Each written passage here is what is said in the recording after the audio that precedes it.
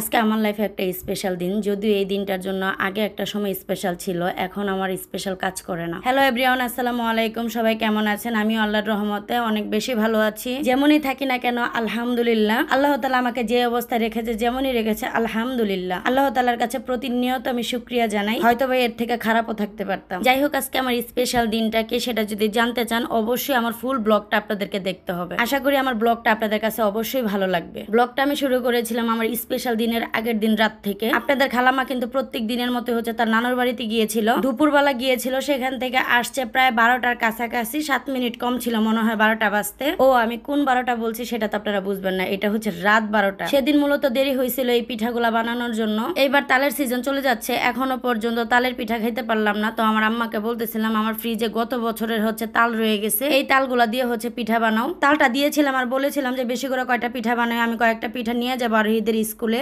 যেহেতু এখন আমি আরোহীকে স্কুলে নিয়ে যাই, অনেকের সাথে আমার মোটামুটি পরিচয় হয়েছে। আরোহীর যেমন ক্লাসের মধ্যে তার বান্ধবীর অভাব নাই, ঠিক আমিও আরোহীর সাথে স্কুলে যেতে যেতে গার্জিয়ানদের সাথে আমার একটা ভালো পরিচয় হয়ে গেছে, ধরতে পারেন বান্ধবী সুলভ পরিচয়। তো ভাবলাম আমার এই স্পেশাল দিনে তাদেরকে কিছু খাওয়ানো যায়, সেই জন্যই মূলত বলছিলাম যে একটু বেশি করে আমার জন্য পাঠাইও। তো আমার আম্মা রাত 12টা বাজে হচ্ছে এই পিঠাগুলা বানায় পাঠাইছে। আমি তো পিঠাগুলা দেখে লোভ সামলাইতে পারি না, এখানে বসে অনেকগুলা পিঠা খেয়ে ফেলছি। মূলত ডায়েটের কথা ভুলেই গিয়েছিলাম আমি। সত্যি কথা বলতে পিঠাগুলোর মধ্যে তেমন একটা মিষ্টি ছিল না, কারণ আমি মিষ্টি খাই না এখন বর্তমানে, সেই জন্য আমার আম্মা একটু মিষ্টিটা কমই দিছে। প্রত্যেক দিনই কিন্তু সকালবেলা ঘুম থেকে উঠে কিন্তু সকালের সময়টা যে কিভাবে দৌড়ে চলে যায় সেটা বলতেই পারি না। বিশেষ করে আপনাদের খালাম্মাকে তো ঘুম থেকে ডাকতে ডাকতে আমার সময়টা অর্ধেক চলে যায়। তারপর মেয়েকে মুখ টুক ধোয়ায় হচ্ছে সকালে নাস্তা দিলাম, কারণ পরীক্ষার হলে যেহেতু যাবে 10টা থেকে পরীক্ষা শুরু, সেই জন্য নাস্তাটাকে খাওয়াই নিচ্ছি। যেহেতু এক্সাম চলতেছে, টিফিনের টাইম তো আর হবে না। আর আমিও সকালবেলা বরাবরের মতো ইসবগুলের বসিটা খেয়ে নিচ্ছি। আমার সকালে নাস্তা বলতে ওই যে 1 গ্লাস পানি। তারপর আমি আমার মতো করে রেডি হয়ে নিচ্ছি, আরোহীর মতো করে রেডি হচ্ছে। আমাদের সবারই যখন আমরা বড় হয়ে যাই, বিয়ে শাদী হয়ে যায়, বাচ্চা কাচ্চা হয়ে যায়, তখন ইচ্ছা করে ইস যদি আবার স্কুল লাইফটা ফিরে পেতাম। বাবারা স্কুল লাইফে ফিরে না যেতে পারলো, মায়েরা কিন্তু স্কুল লাইফে ঠিকই ফিরে যায়। মায়েরা কিভাবে ফিরে যায় সেটা এখন দেখাচ্ছি। এই যে দেখেন আমার তাড়াহুড়া ভাব দেখে মনে হচ্ছে না যে আমি স্কুলে পড়তে যাইতেছি। বর্তমান যুগে বাচ্চা কাচ্চা পড়াশোনা করাইলে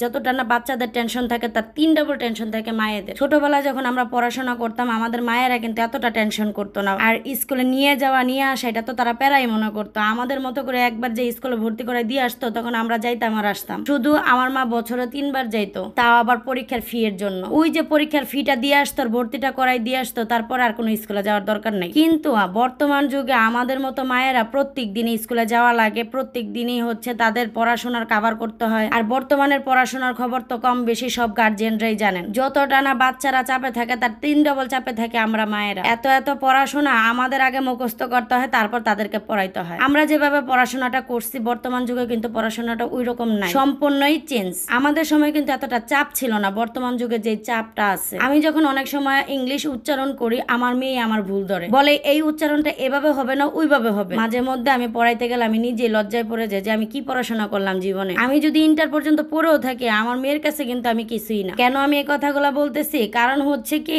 ওর উচ্চারণ আর আমার উচ্চারণ এক হয় না। সত্যি কথা বলতে যত দিন যাচ্ছে তত আপডেট হচ্ছে। আমরা যখন ছোট ছিলাম তখন মনে করতাম আমাদের মা বাবারা হচ্ছে আগের দিনের মানুষ, এখন আমাদের বাচ্চারা মনে করে আমরা আগের দিনের মানুষ। তারপরে যখন আমার নাতি নাতকর হবে, তখন বলবে তার মায়েরা আদিকালের মানুষ। এটাই প্রচলিত হইতেছে আর কি। স্কুলে আসতে আসতে একটু লেট হয়ে গেছিল, মেয়েরা তাড়াতাড়ি করে পরীক্ষার হলে ঢুকাই দিয়ে আমি একটু টেলার্সের দোকানে গিয়েছিলাম এক ভাবির সাথে। তারপর ওই ভাবিকে বললাম আমাকে কয়েকটা পিক তুলে দাও, যেহেতু এই বোরকাটা আমার এই নিয়ে 2 বার পড়া হয়েছে। তাই ভাবি বললো আচ্ছা ঠিক আছে দাও, তোমার আমি কয়েকটা পিক তুলে দেই। ওই ভাবি আবার পিকের সাথে সাথে কিন্তু আবার কয়েকটা ভিডিও করে দিয়েছিল। এই তো ফটোশুট করতে করতে গল্প করতে করতে কিভাবে যে সময় চলে গেছে বলতেই পারি না। মেয়েরও এক্সাম শেষ হয়ে গেছে, মেয়ে পরীক্ষার হল থেকে বেরিয়ে গেছে। আর এই যে দেখেন 2 বান্ধবী দুষ্টু কি করতেছে দেখছেন। আমি তো এগুলো দেখে হাসতে হাসতে শেষ। আপনাদের জন্য একটু রেখে দিলাম, আপনারা একটু হাসেন। ওরে ব্লগের শুরুতে যেটা বলেছিলাম সেটাই তো আপনাদেরকে বলা হয়নি। স্পেশাল দিনটা কি? স্পেশাল দিনটা হচ্ছে আমার বার্থডে, আবার একই দিনে একই তারিখে একইবারে হচ্ছে আমার মার ম্যারেজ ডে। এই জিনিসটা কিন্তু কাকতালীয় ভাবে হয়েছে আমাদের লাইফে। কারণ হইতেছে আমি তাদের বিয়ের অনেক বছর পরে যেহেতু হয়েছি, সেটা কাকতালীয় ভাবে আল্লাহ তাআলা মিলাই দিছে। আপনাদের খালাম্মার নানির যেহেতু ম্যারেজ ডে, সেই জন্য আপনাদের খালাম্মা তো খুবই এক্সাইটেড। এই জন্য কান্নাকাটি করে আমার কাছ থেকে টাকা নিয়ে সে একটা কেক কিনলো তার নানিকে সারপ্রাইজ দিবে বলে। গতকালকে একটা শর্ট ভিডিওর মধ্যে তো দেখছিনি, তার নানির বাড়িতে যাইতেছে সে একটা কেক নিয়ে। তারপর চলে আসলাম বাসায়। আপনাদের খালাম্মা সিঁড়ি দিয়ে উপরে উঠে গেছে, আর আমার হচ্ছে পা ব্যথা। আপনারা তো জানেনই আমার কিছুদিন আগে জ্বর গেছে। ওই জ্বরের পর থেকে হচ্ছে আমার 2টা হাত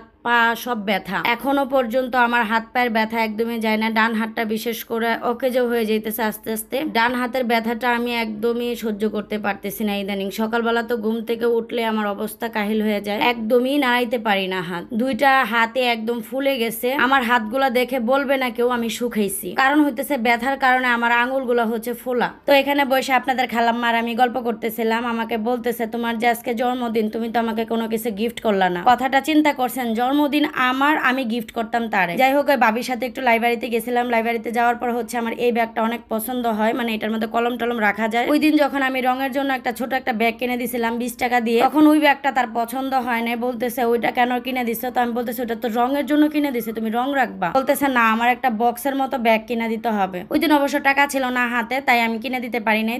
তো আজকে যেহেতু চোখে পড়ে গেছে আর টাকাও ছিল, সেজন্য আমি আমার মেয়ের জন্য কিনে নিছি এটা। আর সাথে হচ্ছে আপনাদের খালাম্মা কিন্তু চিরকুট লেখে, এই জন্য হচ্ছে আমি চিরকুটের এটা আমার পছন্দ হয়েছে, এটা ওর জন্য আমি আনছি। জানি এগুলা পাইলে হচ্ছে আপনাদের খালাম্মা অনেক খুশি হয়ে যাবে। আর এই রাবারটা আনছি, এই রাবারটা খুবই ভালো ভাবি বলতেছে, তো সেই জন্য হচ্ছে এই রাবারটা আমার পছন্দ হয়েছে, রাবারটাও এনে দিলাম। সে তো গিফট পায়ে মহা খুশি। আগে একটা সময় নিজের বার্থডে তো অন্য কেউ যদি গিফট করতো বা উইশ করতো খুব ভালো লাগতো, আর এখন স্পেশাল বলতে আসলে কিছুই নাই। জীবনটাই এখন প্রত্যেকটা মুহূর্তে যে স্পেশাল মানুষের কথা শুনি, এখন প্রতিনিয়ত যে প্রবলেমের সম্মুখীন হই, আমার কাছে লাগে এগুলোই আমার জীবনে স্পেশাল, এগুলোই আমার জীবনে সারপ্রাইজ। কারণ প্রতিনিয়ত প্রবলেমে পড়তে হয়, মানুষের নানান রকমের নানান কথা শুনতে হয়। আসলে এগুলো কখনো শুনে আসি নাই, তো হঠাৎ হঠাৎ যখন ঘটে আমার সাথে, তখন আমার কাছে খুবই মনে আশ্চর্যজনক লাগে। জীবনটা এখন এমন পর্যায়ে চলে গেছে, সত্যি কথা বলতে কোনটা যে ভালো কোনটা যে মন্দ সেই সেন্সে এখন হারাই ফেলছি। কাকে যে বিশ্বাস করব কাকে যে বিশ্বাস করব না, সেটা এখন আমার মাথায় আর ধরে না। কারণ আমার জীবনে আমি যতগুলা মানুষকে বিশ্বাস করছি, ততগুলা মানুষই আমার সাথে বেইমানি করছে। আমি এখন বেইমানের বেড়া জেলে পড়ে গেছি। ফ্যামিলি বলেন আর পরের বাড়ির মানুষই বলেন না কেন, আর বাহিরের মানুষই বলেন না কেন, সবাই এখন মনে করেন যে সরল সোজা থাকি, তো আমার সাথে বেমানিটা করতে তাদের দ্বিধাবোধ হয় না। ওই যে এক কথায় মুখের উপর জবাব দিতে পারি না, আর জবাব দিলে একটু ভালো করে কথা বললে যে গইলা যায়, এটাই হয়েছে মেইন প্রবলেম। কিন্তু সমস্যা নাই, যা কষ্ট পায়া যাইতেছি এটা আমার জন্য ভালো হইতেছে। কেন ভালো হইতেছে জানেন? এখান থেকে হয়তো বা যে দুর্বলতাটা আছে না, ওইটা পাথর হয়ে যাইতেছে। আগামীতে কেউ কষ্ট দিতে আসলে সেটা পারবে না, সেটা যদি দেয় ওই ক্ষমতা আল্লাহ তাআলা আমাকে দিয়ে দিতেছে, যেন সব সমস্যার সমাধান আমি করতে পারি। যাই হোক, যারা আমার ক্ষতি করছে বা করতেছে তাদেরকে আমি কখনো অভিশাপ দেই না। সবাই ভালো থাকুক, সবাই সবার মতো করে ভালো থাকুক। আল্লাহ তাআলা তাদেরকে এতটাই ভালো রাখুক, তাদের প্রত্যেকটা কর্মের ফল যেন তাদের মনে পড়ে। যাই হোক, এগুলো বইলা আসলে নিজের মন মানসিকতাটা আর নষ্ট করতে চাই না। যতই চাই বলবো না, তারপরও মনের কষ্ট থেকে হয়তো বা দুই একটা কথা বইলে ফেলি। অন্তত মানুষ তো আল্লাহ তাআলা একটা বিবেক দিয়ে সবচাইতে বড় ভুল করছে। আমারে যদি ওই মানুষদের মতো বিবেকহীন বানাইতো, তাহলে হয়তো আমার এই কষ্টটা লাগতো না। দিন শেষে আমি বিবেকের কাছে হাইরা যাই, এটাই সমস্যা। আপনার জীবনে দেখবেন ভালোবাসা মানুষের অভাব নাই। যখন দেখবেন আপনি বিপদে পড়ছেন, তখন দেখবেন আপনার পাশে কেউই নেই। বাহিরের মানুষের থেকে কিন্তু ঘরের মানুষই বেমানিটা বেশি করে।